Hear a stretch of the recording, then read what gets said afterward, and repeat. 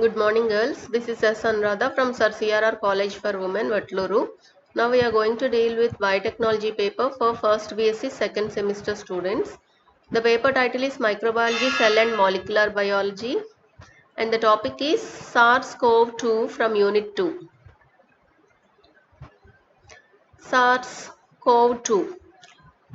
COVID-19 is the name of the novel coronavirus disease, and it is the name of the virus that causes COVID-19. SARS it means that severe acute respiratory syndrome. SARS stands for severe acute respiratory syndrome. So acute అంటే దీర్ఘకాలంగా లేదా acute చాలా సివియర్గా ఉండేటువంటిది అని అర్థం. So severe respiratory ప్రాబ్లమ్నే మనం sirs అని చెప్తాం. So it is a viral respiratory illness caused by a corona virus. So SARS-CoV-2 అనేది severe acute respiratory syndrome corona virus 2. So it is caused by a virus particle.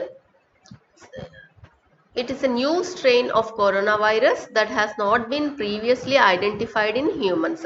So we are all aware of this CoV-2 virus, which causes the disease COVID, as it was first identified in the year 2019 December. It was named as COVID-19. Actually, it has first spread from China, so we all know about this. Let's see the structure, characteristic features, disease symptoms, pathogenesis, spread and precautions for COVID-19. Coronaviruses. Coronaviruses are a large family of viruses. Some cause illness in humans and others cause illness in animals such as bats, camels and civets. So large family of వైరసెస్కి చెందినటువంటిది corona virus. ఇది human బీయింగ్స్లో అలాగే కొన్ని రకాల యానిమల్స్లో ఇది జబ్బుని డిసీజ్ని కలుగజేస్తుంది. So mostly bats, camels and civets అంటే మనకి ఆఫ్రికన్ కంట్రీస్లో ఉండేటువంటి కార్నివోరస్ యానిమల్స్ అనమాట. These are nocturnal animals. So nocturnal means which are active during night time. Human coronaviruses cause mild illness such as the common cold. So human బీయింగ్స్కి కలిగేటటువంటి corona virus అనేటువంటి disease చాలా mild సిమ్టమ్స్నే cause చేస్తుంది, just like cold అనమాట. మనకి flu symptoms లాగానే ఈ వైరస్ సిమ్టమ్స్ కూడా పోలి ఉంటాయి. High profile coronaviruses include SARS-CoV and MERS-CoV. So SARS already చెప్పుకున్నాం కదా, severe acute respiratory syndrome. MERS means middle east respiratory syndrome. So middle east కంట్రీస్లో ఐడెంటిఫై చేసినటువంటి రెస్పిరేటరీ సిండ్రోమ్ కాబట్టి MERS అని కూడా అంటారు. Origin of human coronavirus. The most likely ecological reservoirs for coronaviruses are bats. So ఈ డిసీజ్కి వైరస్కి రిజర్వాయర్గా మోస్ట్గా act చేసేటువంటి species ఏంటంటే bats. Transmitted from bat to an unknown mammal to humans in the months of November December of 2019. So ఇక్కడ మెయిన్గా reservoir bat అని చెప్పుకున్నాం. అంటే బ్యాట్లో store అయ్యి ఉండి ఒక్కసారిగా బ్యాట్ నుంచి ఇంకేదో మనకు తెలియనటువంటి మ్యామల్కి స్ప్రెడ్ అయ్యి ఆ మ్యామల్ నుంచి హ్యూమన్కి స్ప్రెడ్ అయింది అనేటువంటి దాన్ని కనుక్కున్నారు. అయితే ఇది హ్యూమన్స్కి వచ్చింది మాత్రం డిసెంబర్ 2019లో. Coming to the structure of corona viruses. So corona viruses belong to Coronaviridae family in the order Nidovirales. So ఇక్కడ కరోనా విరిడే అనేటువంటి ఫ్యామిలీకి చెందింది కరోనా వైరస్. అట్లాగే ఇది నిడోవిరేల్స్ అనేటువంటి ఆర్డర్కి చెందింది. It represents crown like spikes on the outer surface of the virus, thus it was named as a corona virus.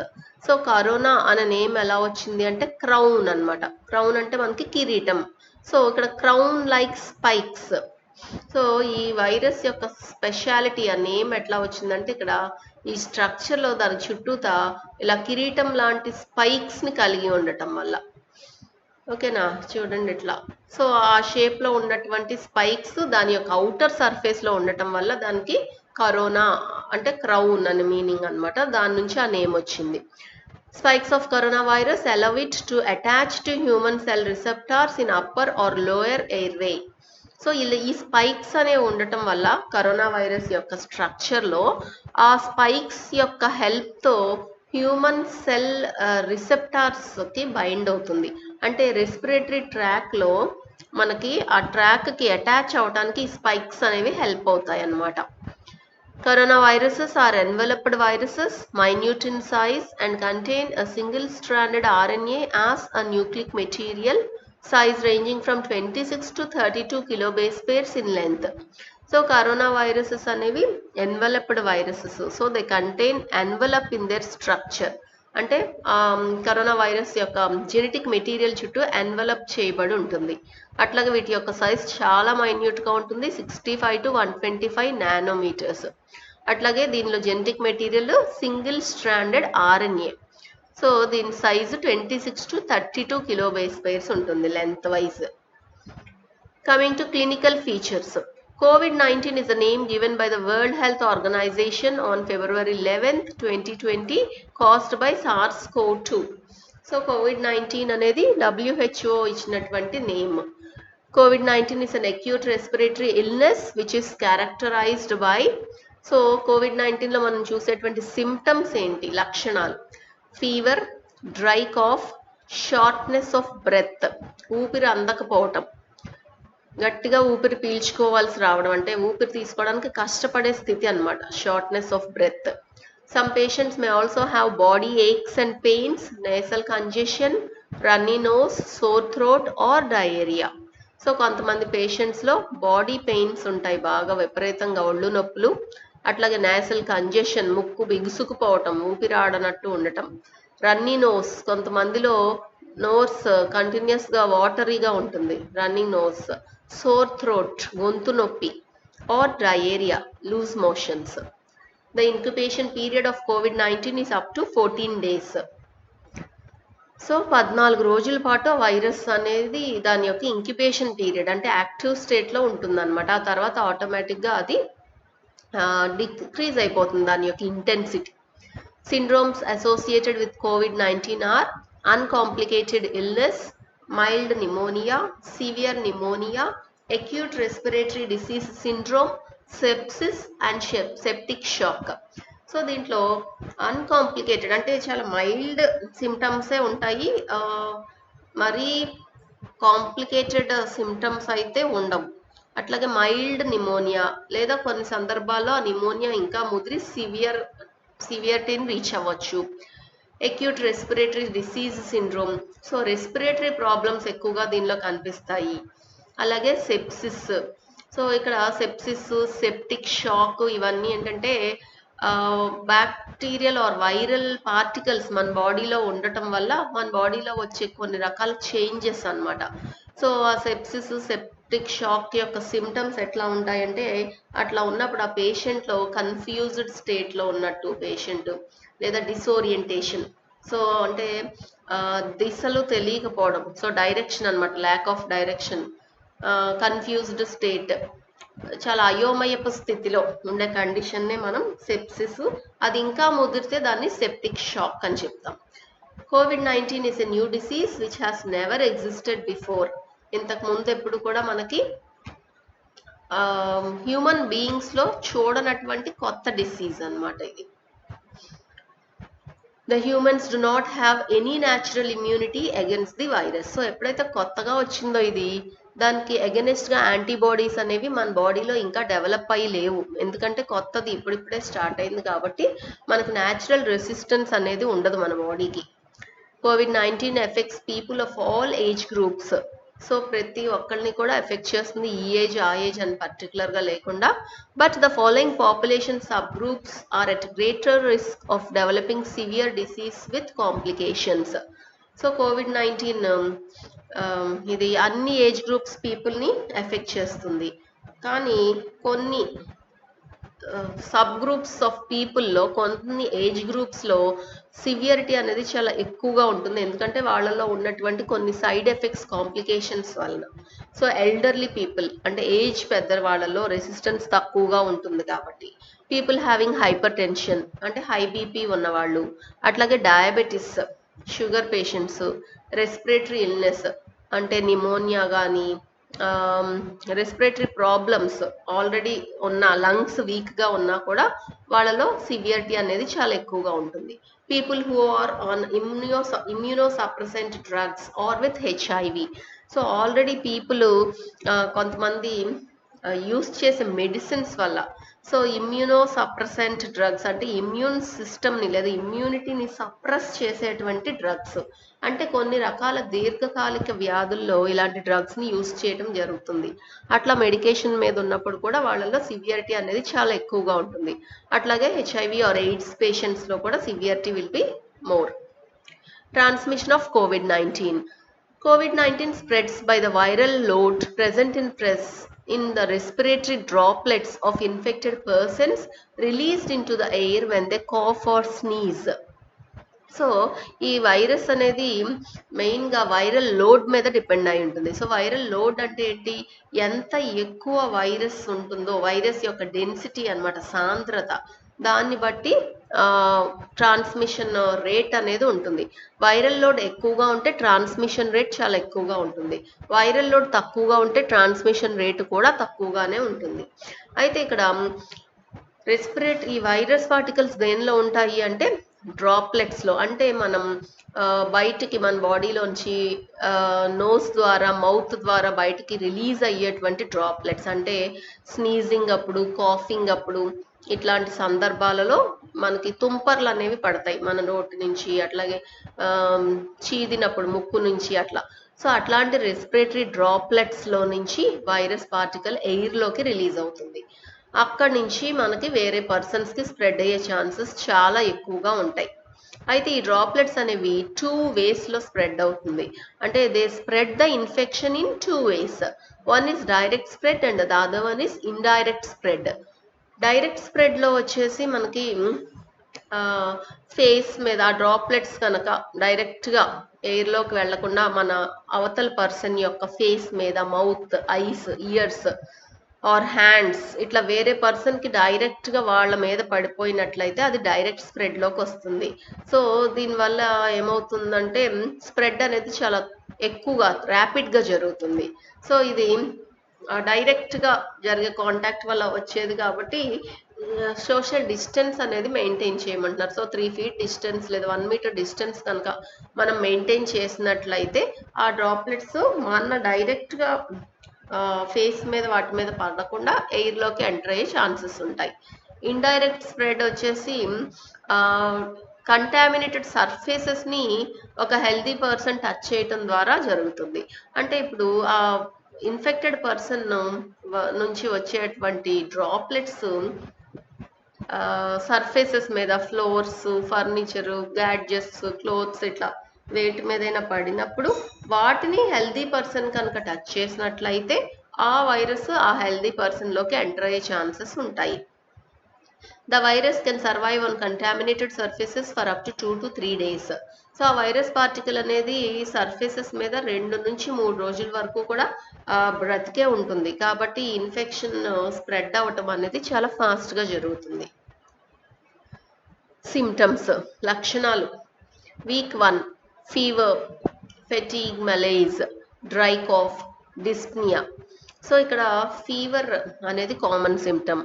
So body temperature, ఎప్పుడైతే వైరస్ మన బాడీలోకి ఎంటర్ అవుతుందో కొత్త పార్టికల్, ఫారెన్ పార్టికల్ బయట నుంచి వచ్చింది కాబట్టి బాడీ దానికి రియాక్ట్ అయ్యి మన బాడీ దాన్ని బయటికి తరిమేయడానికి ఒక చిహ్నంగా మన బాడీ టెంపరేచర్ అనేది పెరుగుతుంది, అదే ఫీవర్ అని చెప్తాం. అట్లాగే fatigue and malaise. So fatigue అంటే నీరసం అనమాట, నిస్సత్తువ. మెలైజ్ అంటే muscle pain, pain in muscles. Dry cough. Dyspnoea అంటే షార్ట్నెస్ ఆఫ్ బ్రెత్, ఊపిరాడకపోవటం. అలాగే లెస్ కామన్ సిమ్టమ్స్ ఏంటి అంటే చాలా తక్కువగా కనిపించేవి, సారీ అమ్మ, మెలైజ్ అనేది అదేంటంటే వైరస్ పార్టికల్ బాడీలో ఉండటం వల్ల బాడీలో వచ్చే చేంజ్ అన్నమాట. ఆ పార్టికల్స్ లోపల ఉండటం వల్ల వచ్చే చేంజ్ ఆ నిస్సత్తువ, నీరసం వాటిలోకి వస్తుంది. మయాల్గియా అంటే మజిల్ పెయిన్ అమ్మ. Sorry, not malaise. Myalgia is muscle pain. So less common గా మనకి స్ఫుటం అంటే కళి అంటాం కదా, మన గొంతులో నుంచి కాండ్రించి బయటికి స్పిట్ చేస్తాము. సో దాన్ని స్ఫుటం అంటాము. మయాల్గియా అంటే muscle pain, headache, sour throat గొంతు నొప్పి, డయేరియా, లూజ్ మోషన్స్ ఇవన్నీ కనిపిస్తాయి. అట్లాగే నాజియా, వామిటింగ్.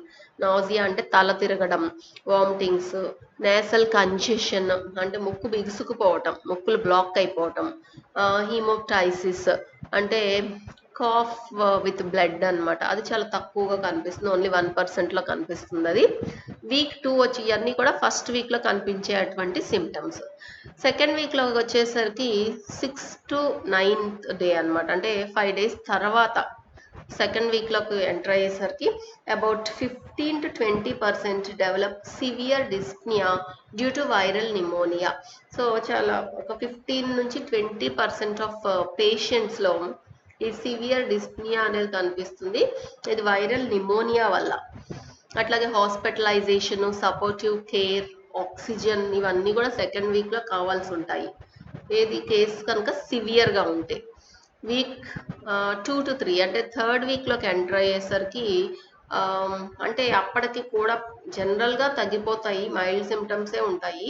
కొన్ని సందర్భాలలో ఇన్ సమ్ సర్కమ్స్టాన్సెస్ ఆ పర్సన్ మనం ఇందాక చెప్పుకున్నట్లుగా ఎల్డర్లీ పర్సన్ అయి ఉన్నా, అతనికి ఆల్రెడీ వేరే సైడ్ ఎఫెక్ట్స్ ఉన్నా, హెల్త్ కాంప్లికేషన్స్ లాంటివి ఉన్నా, ఇమ్యూనోసప్రెసర్ డ్రగ్స్ యూస్ చేస్తున్నా కానీ వాళ్ళలో ఈ స్టేజెస్ అన్నీ కూడా కనిపిస్తాయి అన్నమాట. హాస్పిటలైజ్ అవ్వటం, అలాగే హాస్పిటల్కి అంటూ వెళ్ళారు అంటే ఐసీయూ యొక్క నీడ్ తప్పగా ఉంటుంది, తప్పనిసరిగా ఉంటుంది. ఐసీయూ ఇంటెన్సివ్ కేర్ యూనిట్ యొక్క నీడ్. అట్లాగే సైటోకైన్ స్టామ్ కనిపిస్తుంది వాళ్ళలో. So cytokines means these are the substances which are produced by our body. మన ఇమ్యూన్ సిస్టమ్ కొన్ని రకాల సైటోకైన్స్ ని ప్రొడ్యూస్ చేస్తుంది. ఎప్పుడైతే వైరస్ కానీ బ్యాక్టీరియా కానీ మన బాడీలో అటాక్ చేసిందో, సో దానికి అగెనెస్ట్ గా సైటోకైన్స్ అనేవి మనకి ప్రొడ్యూస్ అవుతాయి. అవి ఎక్కువ మోతాదులో ప్రొడ్యూస్ అయిపోతే దాన్నే సైటోకైన్ స్టామ్ అని చెప్తాం. మల్టీ ఆర్గాన్ ఫెయిల్యూర్, తర్వాత ఆర్గాన్స్ డ్యామేజ్ అనేది కనిపిస్తుంది. Late stage sudden cardiomyopathy, viral myocarditis, cardiac shock etcetera. So late stage లో ఏంటి అంటే మనకి కార్డియాక్ అరెస్ట్ అనేది జరుగుతుంది, అంటే హార్ట్ ఫంక్షనింగ్ అనేది స్టాప్ అవుతుంది. డయాగ్నోసిస్ వచ్చి అంటే ఎట్లా డయాగ్నోస్ చేస్తాము ఆ డిసీజ్ ఉంది, ఆ పర్టికులర్ పర్సన్ కోవిడ్తో ఇన్ఫెక్ట్ అయ్యాడు అనేది మనకి ఎట్లా తెలుస్తుంది అంటే travel history, exposure and symptoms most important. So ఇక్కడ ఏంటంటే మెయిన్గా ఐసోలేషన్, సోషల్ డిస్టెన్సింగ్ అనేది మెయిన్ ప్రివెంటివ్ మెషర్ అన్నమాట. అట్లా కాకుండా జర్నీస్ చేసినట్లయితే ఇన్ఫెక్షన్ యొక్క ఛాన్సెస్ చాలా ఎక్కువగా ఉంటాయి. సో ఎక్స్పోజ్ అవ్వటము, సో వేరే వేరే కండిషన్స్కి వైరస్కి ఎక్స్పోజ్ అవ్వటం, సో ఇవన్నీ కూడా మెయిన్గా మనకి ఛాన్సెస్ డిసీజ్ రావడానికి ఛాన్సెస్ అన్నమాట. Person under investigation criteria. So కొంతమంది పర్సన్స్ మనం ఇన్వెస్టిగేషన్లో ఉన్న ఇది కండిషన్స్లో no specific physical exam findings, వీటికి స్పెషల్గా ఫిజికల్గా ఈ పార్ట్ ఇలా ఉంటుంది, ఈ ఆర్గాన్ ఇలా ఉంటుంది అని చెప్పడానికి ఉండదు. Lungs may have rales or rhonchi, అంటే ఇక్కడ లంగ్స్ ఏమంటాము ఇన్హేల్ అండ్ ఎక్స్హలేషన్ జరుగుతుంది, inhalation and exhalation of lungs జరుగుతుంది. అంటే ఇక్కడ మనం contraction and relaxation of lungs అన్నమాట, ముడుచుకోవటం తెరుచుకోవటం అనేది జరుగుతుంది. సో అట్లా జరిగినప్పుడు స్మాల్ సౌండ్స్ లాంటివి వినిపిస్తాయి. సో వాటిని rales, rhonchi sounds of lungs అని చెప్తాం. లంగ్స్ ఒకదాంతో ఒకటి ప్లూరల్ లేయర్స్, అంటే లంగ్ యొక్క కవరింగ్స్, లైనింగ్స్ ఒకదాంతో ఒకటి రప్చర్ అయినప్పుడు, టచ్ అయినప్పుడు కూడా మనకి సౌండ్స్ అనేవి వినిపిస్తాయి, mild sounds. Hypoxia, oxygen content తక్కువగా ఉండటం, హైపోఆక్సియా అన్నమాట. అంటే ఆక్సిజన్ లెవెల్స్ హైపోగా ఉండటం అంటే తక్కువగా ఉండటం, మినిమంగా ఉండటం. హైపర్ అంటే ఎక్కువగా అని అర్థం. హైపో మీన్స్ స్మాల్ ఆర్ లో. ఈవెన్ సైలెంట్ హైపాక్సియా, ఒక్కొక్కసారి హైపాక్సియా కండిషన్ ఇంకా మైల్డ్గా సైలెంట్గా కూడా ఉండొచ్చు. అంటే ఆక్సిజన్ సప్లై సరిగ్గా జరగదు బాడీలో ఉన్న సెల్స్కి. ఎస్పెషల్లీ ఇది ఎల్డర్స్లో కనిపిస్తుంది మనకి, అందుకనే ఊపిరి ఆడదు అనమాట. May present as severe as asthma. So చాలా సివియర్ ఆస్తమా అప్పుడు ఎలా అయితే ఊపిరి గట్టిగా పీల్చుకుంటారో అదే కండిషన్లో ఇక్కడ మనకి కనిపిస్తుంది, ఏ లక్షణాలు కనిపిస్తాయి.